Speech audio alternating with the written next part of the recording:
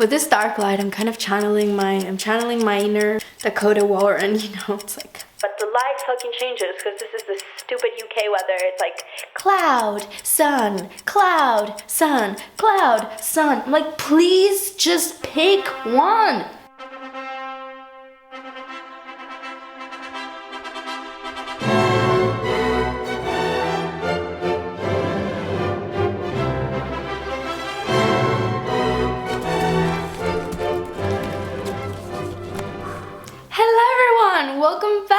Welcome back. Congratulations are in order because your girl just graduated. I mean, I didn't graduate yet. We haven't had the ceremony, but I can no longer call myself a philosophy student. I am now a philosophy graduate, and it sounds really fancy. And I think I should put my degree to good use by doing more videos about philosophy instead of wasting all this really valuable knowledge that is part of my brain. Because I am so wise now. That's what the philosophy degree gets you. If not a job. I'm channeling my summer, my hot girl energy because today we're doing something really exciting.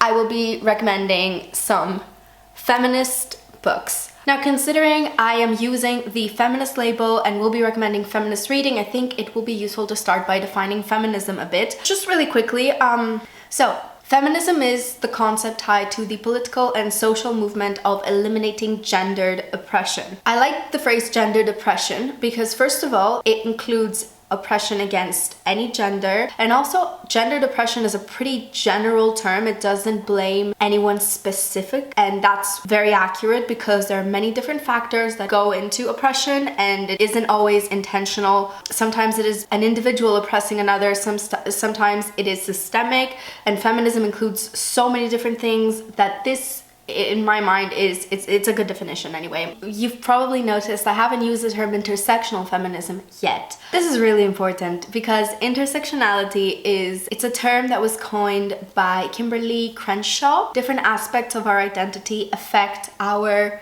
position of power, and it was a term that kind of combined gender studies with race studies, and that's really useful because there are very different levels of power privilege that one has depending on whether they belong to one group or another.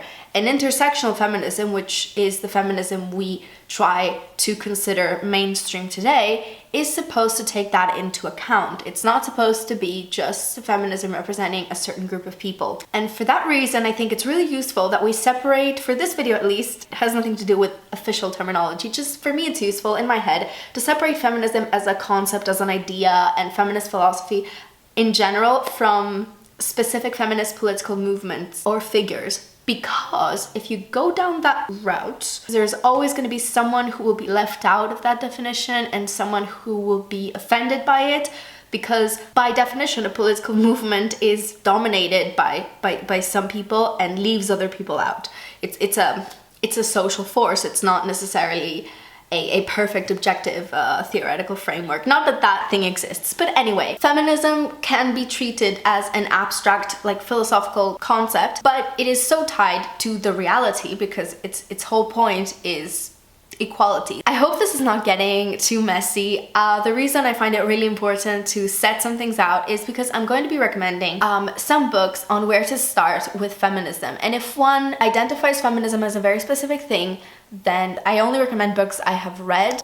And I know I am missing a lot of aspects that are important, like I am missing womanism, feminist economic theory, I am missing socialist feminism, the interplay of feminism and religion, revolutionary feminism of the global south, of indigenous peoples. Okay, that was a long intro, but I thought it important. And now we're gonna get into the exciting bit, which is the books. I have so many books. I narrowed it down to 10. Here it is. Ooh. In my opinion, all of these books are good starting points, but a starting point really depends on what you're looking to get out of the book, so I'm gonna break them down into categories. And then we're gonna have a final section where I will have some books that you should avoid. So I feel like if you're an absolute beginner to reading anything about feminism, or just if you're not in the mood for something that will require a bit of extra concentration to read, Mary Beard, Women in Power. This is called a manifesto, but I read someone in Goodreads saying It's more like a few interesting thoughts, and I totally agree. This is a library copy. I have most of my books at home. I'm in my university room, so half of the books on this list I bought from the library just to show you, just to hold a copy. Hope you appreciate. Anyway, and it has a lot of illustrations. Now, you might have heard of Mary Beard because she's one of the few like famous female academics that are still living, and she's a classicist and she's really famous in the UK. She's definitely the most renowned. She writes about ancient history. So, and this is so interesting because it is a look at how structures of power have silenced women. And I like that she uses examples from history to today. So, you know, she goes from talking about, I don't know, ancient Greek goddesses, but also like Hillary Clinton, Angela Merkel. But because it's Mary Beard, she's not making like just basic superficial points. Her point is actually really interesting. How women in public are silenced, and what does it mean to have a voice as a woman in public, and should we maybe be changing the structure of power if the idea of a woman and the idea of power are not seen as coinciding.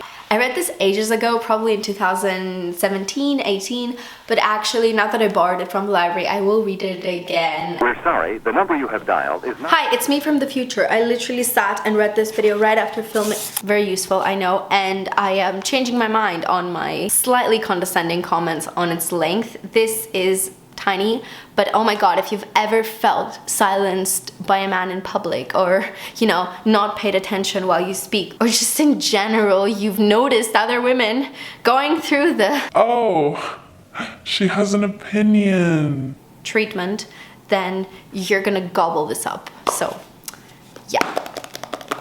Okay, moving on. I have some literature. There's so much amazing feminist literature to read. My first fiction recommendation is Great Everything. It's a great American novel, it's a great African American novel, it's a great feminist novel, it's canon in the best way possible.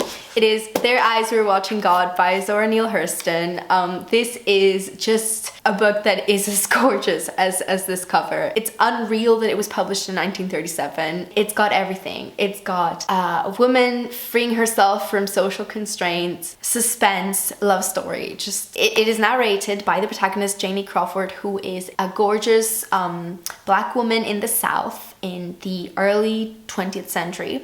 I don't remember the specifics because it's been a while. Maybe I should reread it. She's a free spirit. She doesn't really like the idea of being held down, her life being put into boxes because she's a woman. And I think this stems from Zora Neale Hurston's real life experience, because she has said that she was in the environment where she grew up. She grew up in a rural community near Orlando, Florida, and that community in Eatonville, I believe, had the nation's first black incorporated township. And so she saw a community that was thriving, evidence of black achievement all around her. People building their lives together without the presumption of inferiority. And this comes across in the fictional setting of the book as well. Combine that with like a fierce, gorgeous black woman telling the men around her, you know what, I'm gonna live my life and you can all, I don't care what you do. I can't believe how this was published in 1937, and initially, although it did receive some good reviews, the male critics were not happy about it, and they were like, too much girl boss energy for me. I wish I had read it sooner. This next book is one of my personal favorites of all time, and we're going from 1937 to 1966 when this was published, so we're moving a bit forward in time. It's also considered a bit of a classic, and I've mentioned it in another video, but I have to talk about it again because I love it. And it is White Sargasso Sea by Jean Rhys. I was about to say by Jane Eyre. I would say that although this is often advertised as a great companion piece to read after you've read Jane Eyre, because a secondary character in Jane Eyre is the protagonist here, but I think this should be read in its own right because it's so good. This book explores identity, belonging, the power dynamic between women and men in marriage, race as an extra factor, and then there's mental illness that is explored in this book. Jean Rhys, the author, had many similarities to the protagonist, who is a woman who grew up in the Dominican Republic, and she's mixed race. The term Creole, it's a complex identity to navigate because the protagonist in this book, like Jean Rees herself, was partially from the Dominican Republic, and then her father was Scottish, I believe. The protagonist's name is Antoinette, the daughter of former slave owners who, after, you know, the abolition of slavery, they lose part of their wealth and everything, and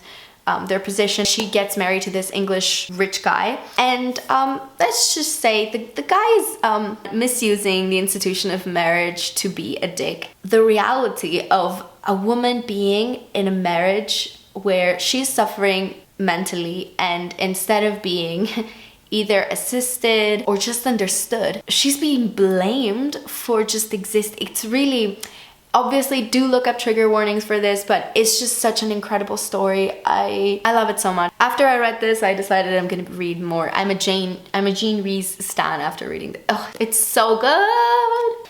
Third and final book in our introductory feminist reading category is Queenie by Candice Carty-Williams. Okay, this book is funny. It is perfect if you're going through a breakup. Just so you know, in case you need that information. I hope that you don't, but if you do, read this book. Queenie is born and raised in South London, and she is going through a bit of a crisis because her and her boyfriend, her white boyfriend, are going through a break.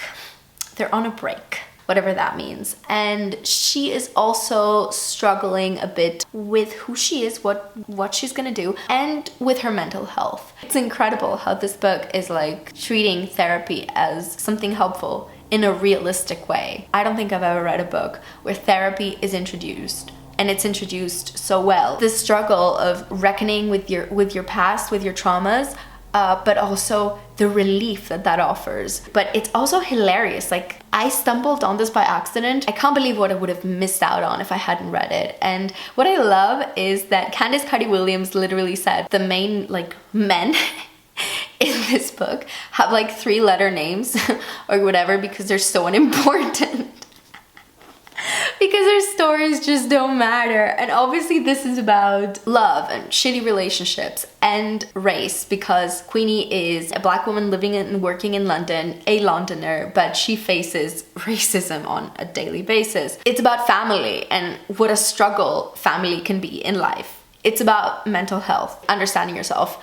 The more I read, the more I didn't want it to end. And that doesn't happen often.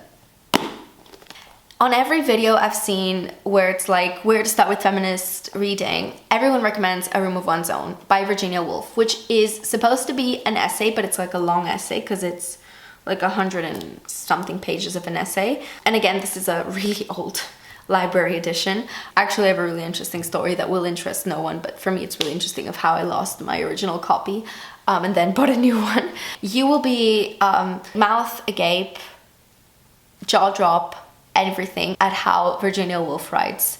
I had never read anything else by Virginia Woolf when I read this. I just couldn't believe how someone can write this well. I think if I could write like anyone, Virginia Woolf would be on my top 10. It's very literary, writer's life, and how it's impacted by discrimination, sexism. She looks into different authors of the Brontes and then Catherine Mansfield, I think, Jane Austen, and how them being women impacted what they wrote and how they wrote. Also talks about herself just going to the library, doing research, observing the way she's treated as a female author, a woman very much in academia. I would say it's feminism, but make it 20th century light academia, Cambridge, green grass, libraries, and just reading and writing. It's very, the vibes are.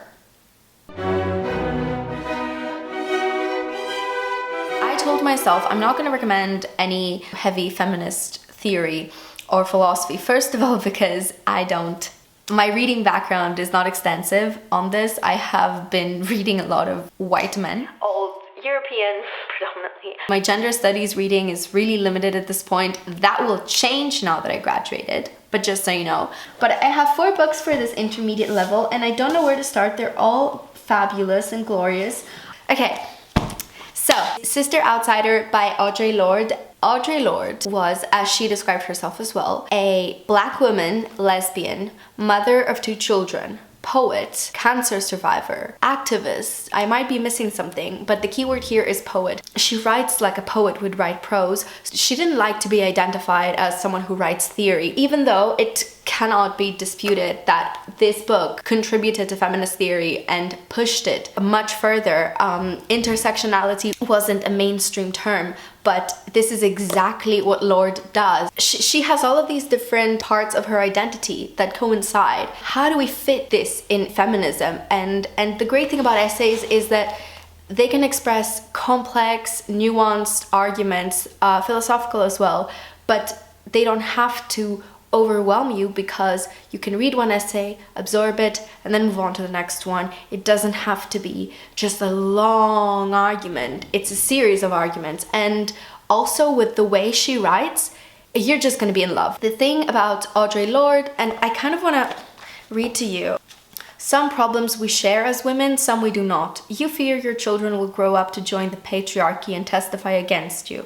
We fear our children will be dragged from a car and shot down in the street, and you will turn your backs upon the reasons they are dying. This refers to something that is heavily addressed in the book, which is the differences in power and privilege between white women, heterosexual women, black women, queer women. Being a daughter of immigrants from Grenada is also a part of her identity that separates her from other black women who have different ethnic heritage. And so there's just so much, and I think this book will really introduce you to the perspective of intersectionality so successfully, even though it was published in the 80s. It's really a must read.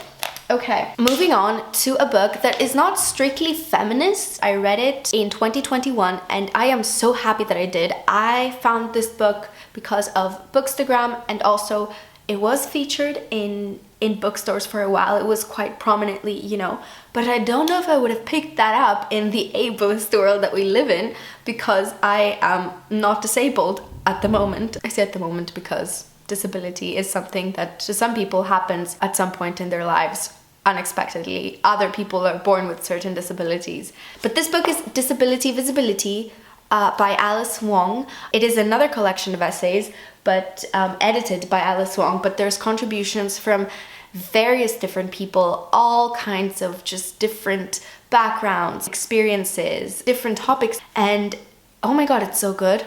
Like most of these, if not all of these essays in this are so good, and I think it's really important because a really overlooked side of eliminating gendered oppression is making the world less ableist. I feel like that is more overlooked than many other aspects of feminism. But feminism is also for women who are disabled or who identify as disabled. And this book it starts here at the back. 1 in 5 people in the United States lives with a disability. Some are visible, others less apparent, but all are underrepresented in media and popular culture. That's why the title Disability Visibility is so good. Disability is all around us, and many of us identify as disabled in some way, whether we have a mental health issue or a physical health issue or both. Some disabilities are very visible, others aren't, and also people don't feel comfortable in the world that is not made for them. This is so good. It really does what it says in the title. It makes disability visible because it is there. If you're not seeing the world through the lens of disability at all, you have power and privilege that many other people don't have, but also you're missing out on so much diversity, so much community, and so many different identities that are just there. They're not represented in our culture. Anyway, I really love this. That's such a must read, even though it's not like specifically feminist. My lipstick is also fading. Okay, I've been drinking tea.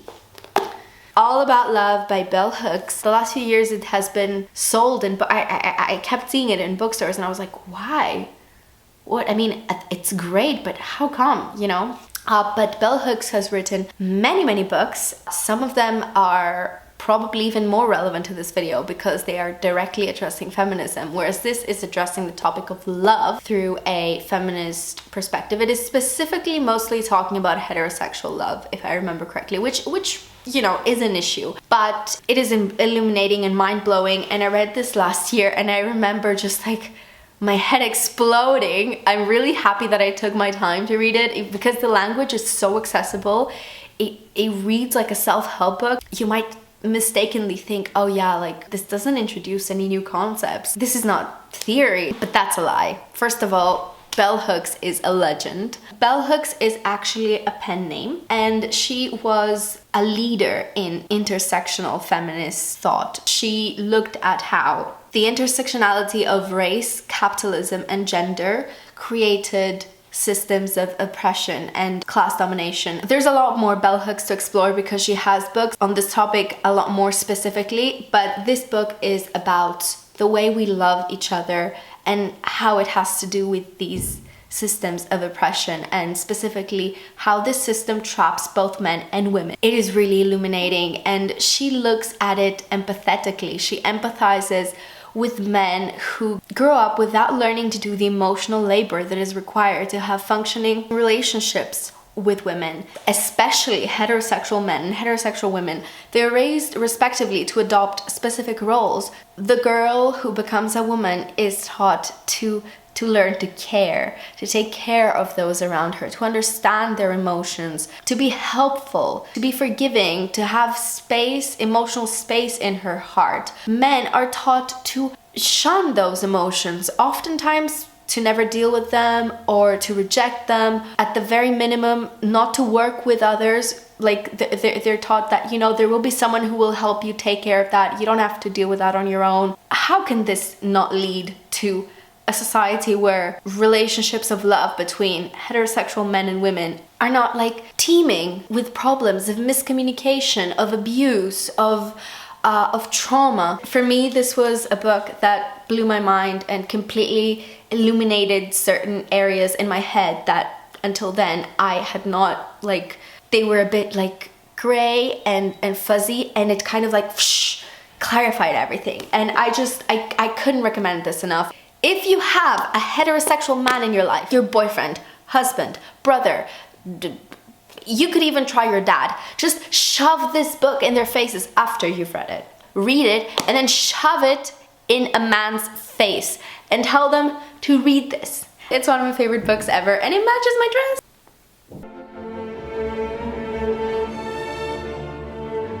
I am gonna recommend my problematic fave.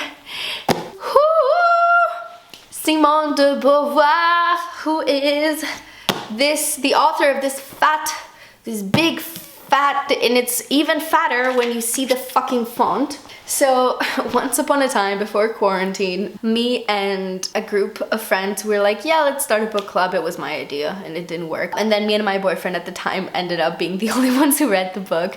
And we're like, yeah, sure, like each month we're gonna pick a new book or whatever. And then we started reading The Second Sex, and then we read it for a few months.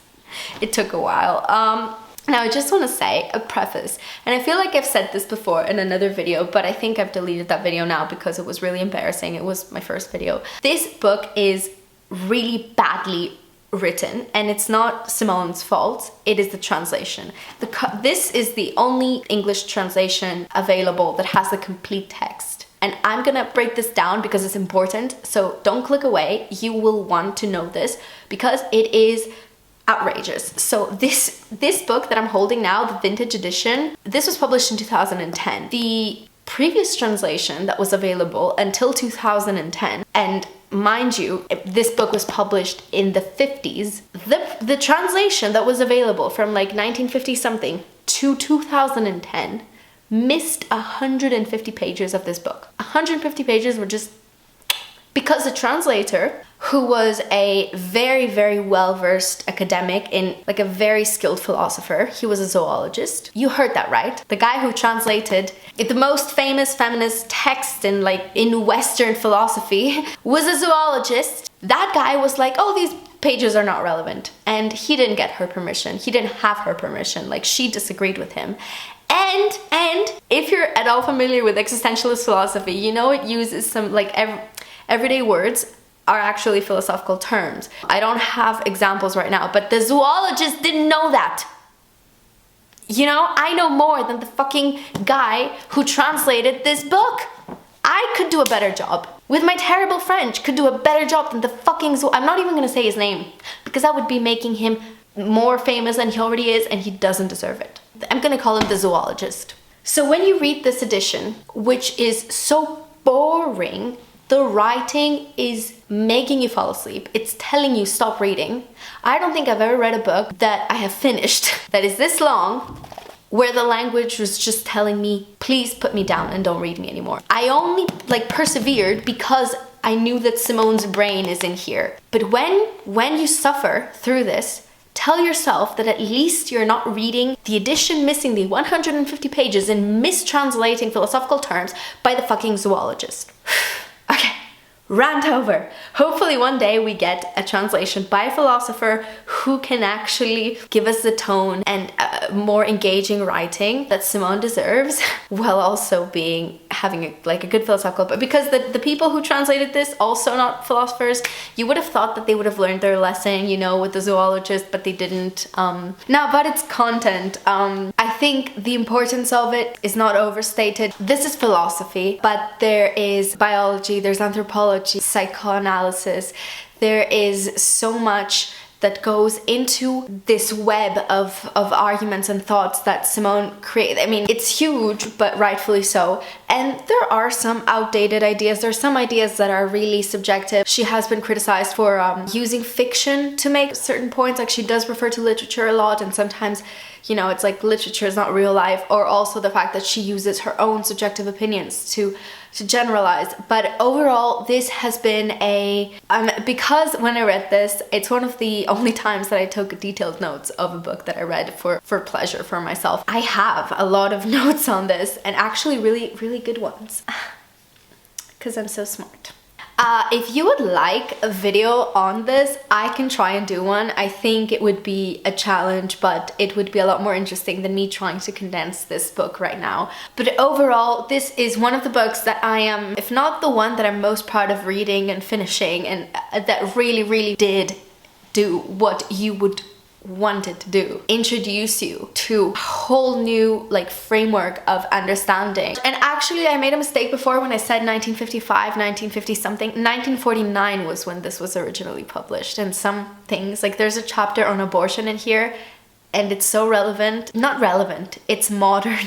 It can make you cry if this subject is difficult for you. This is such a good introductory point. Yes, it's just this privileged white woman from a certain social class and a much more powerful position than many other women of her time. And she is, she's my problematic fave. I love her. She really very much disliked the idea of her character and life being used as a model. She didn't like the expectation that she had to be perfect. But all of that being said, if you are interested in feminist thought, the inequality that has been the norm, if you want to understand it from a solid philosophical foundation, you cannot skip this book. The final book is here, even though it's not theory, it's not philosophy, it's a memoir. Ugh, it was too bright. Let's try this again.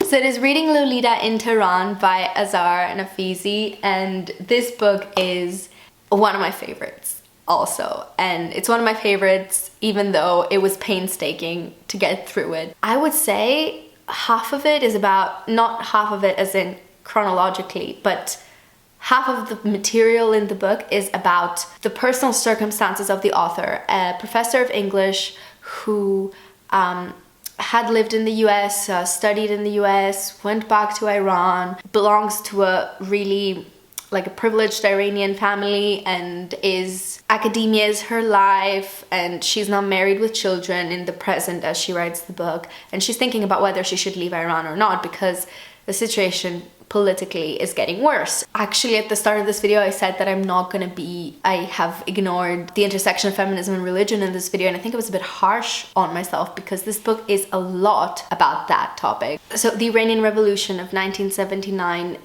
which was a catalyst for Iran the way it is today, as often happens with revolutionary changes, the people who really support a revolution end up disenchanted with the state of affairs that they had invested so much hope and effort to bring about. So a lot of that is focused on how it impacted women's lives, because this author was alive for a good amount of time before the revolution because she did participate in it as a young person and life changed dramatically. And that is part of the book, her political commentary, but part of it is also a lot about literature. And that's where the title comes from, because she created this secret book club. She selected a few of her former students, female students, and they were discussing classic works of literature, specifically English and American literature that was banned. And they have thoughts. It's so exciting. First of all, because you're reading an English professor's like analysis of these works and her thoughts on it, and it's fascinating. It's like attending amazing English lectures, but also because you are seeing how these Western like canon works impact literature students in Iran. They're independent women, they're grown women, and they're reading it in ways that you wouldn't read, and it's fascinating. And basically all of the perspectives I've mentioned, she switches between talking about herself, talking about literature, talking about like the book club, talking about Iran all the time. But it's broken down into the 4 works of literature that they are discussing mainly. So the first one is Lolita, and it focuses on Lolita by Vladimir Nabokov. And then there's 2 is Gatsby, where there's a lot about the Great Gatsby. Oh my god, that might have been my favorite. Oh my god. Anyway, it's so good. Section 3 is on Henry James, and section 4 is on Jane Austen. If you love the intersection of politics with literature and just observing like the world through literature, and just you're gonna love this. Although the writing was slow at times, that's probably the only reason why it took me so long to finish it. Kind of why I put it in this category, and it's just so good, and it's so good. And I did say that I would mention 2 books that you should avoid.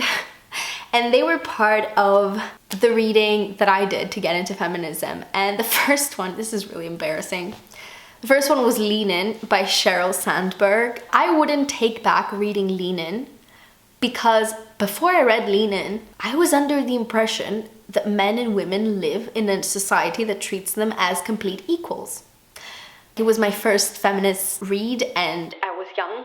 The fact that Lean In showed me the light is probably indicative of the bubble that I was living in, and of the fact that I was lucky enough that I was not kind of led into problematic structures of like inferiority and just patriarchal norms. Obviously in some respects we all are, but at least not heavily. So I wouldn't say Lean In is a great book because it opened my eyes, and I'm happy that I read it because at that moment in time it helped me. I mean, there's really too much content online on why Lean In is problematic. It's kind of like Gaslight, Gatekeep, Girl Boss, the OG, but actually it's really unfair in a way towards Lean In because it did do a lot for many white women in business. It did help many women, so you know, we can't completely throw it in the trash. And then the second book, I actually have it here. I have stashed it in the back because I'm ashamed. This is The Beauty Myth by Naomi Wolf, and until maybe a year ago, 2 years ago, I would have like shoved this into every woman's hand that I know of. Like, I just thought it was so good. This book had a huge impact as well. Just like Lean In had like this book in the 80s or 90s. I borrowed this book from the library of the university that I used to attend, and I borrowed it I think in 2017. I wanted to read something about a book on beauty norms, and The Beauty Myth was about much more than that. There's so much about how beauty as a concept impedes women and oppresses them, and how that is exclusive to women. But other than the fact that obviously it is mostly using images of beauty, blah, blah, blah, for white women, and doesn't really address, it's not intersectional. But that's not the problem with this, weirdly enough. And this is actually my own copy because this book was so, transformed me so much that I wanted to buy a copy just to have it because I was so blown out of the water by this book when I would wake up each day, look at myself in the mirror and hate myself. I'm not exaggerating. I closed this book and I never saw myself like that again. I mean, I have gone through phases that I have a better relationship with my body, worse relationship. I have wanted to diet since. I've had some issues with eating since, but never had that as my main way of seeing myself and my main way of, it kind of shows you that there's this part of your brain, part of your thinking space rather, that is taken up exclusively with like worrying about your appearance in one way or another. That amount of space is not existent for the average male. Then you start realizing, wait, so all of this like self-flagellation that I put myself through and the time that it takes and the psychological toll and everything, that could just, I could get rid of it. Like I could be functioning without thinking about that all the time. No way. That kind of impact is critical, I think, especially when you're a teenager or a young adult. And for that, I will be forever grateful to this book. And I think a lot of the concept of body neutrality that Jameela Jamil advocates for, and we love Jameela Jamil, Queen, is kind of like what I got from this book. But Naomi Wolf is so problematic, and in this book she's problematic as well, because like she cites statistics, a lot of facts to prove her points that are wrong. There's straight up misinformation. There's like an article on this, and I will link it because I don't remember the details now, and if I go into it, this video will be like 50 minutes long. You can't make a point by citing false information. And this is a non-fiction book, and I don't know what the fact checkers were doing when they were editing it. For that reason, other than the fact that it's not intersectional, I cannot recommend this book without giving you a warning that if you do read it, don't trust a lot of the facts she refers to. Maybe just keep the general idea, the general picture. And I think she was cancelled. I don't remember why, but I don't have the energy to get into that. Anyway, okay, now we're actually done, okay? That was 10 book ideas to get started on reading about feminism and 2 to avoid or read with caution. I hope this video was helpful to you. I hope you enjoyed it. I am so happy to be back, so excited for the videos that I have planned, and I just want to say thank you so much for being a part of this, for liking and for commenting, because I love reading the comments, and I will see you soon. Bye!